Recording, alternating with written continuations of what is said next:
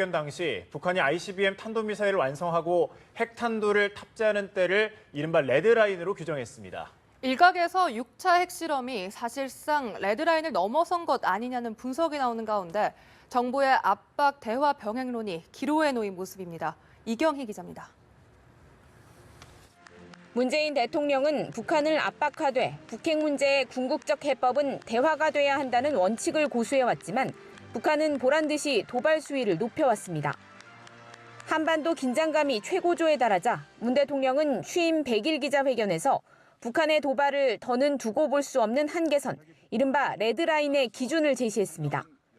북한이 ICBM 탄도미사일을 완성하고 거기에 핵탄두를 탑재해서 무기화하게 되는 것을 레드라인이라고 생각합니다.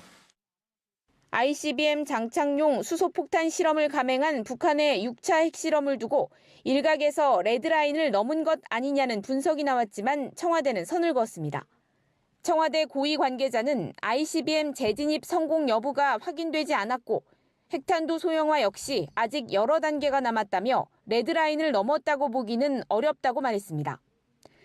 다만 대북 정책은 긴 호흡이 필요할 것 같다고 밝혀 당분간 적극적인 대화 노력은 하지 않을 것임을 시사했습니다. 제재에 방점을 찍으면서도 긴 호흡을 강조한 건 취임 이후 줄곧 유지해온 압박과 대화 병행이라는 큰 틀의 대북 기조에는 변함이 없다는 뜻을 밝힌 것으로 해석됩니다. 그러나 북한이 핵무기 개발 원칙을 바꿀 가능성이 크지 않아 보이는 만큼 이 기조가 얼마나 지속될 수 있을지는 불투명합니다. 당분간 대북 강경론이 힘을 얻을 것이란 전망이 나오는 가운데 우리 정부의 판단과 무관하게 국제사회에서 북한이 레드라인을 넘어선 것으로 결론 내릴 경우 문재인 정부의 대북 기조는 중대한 도전에 직면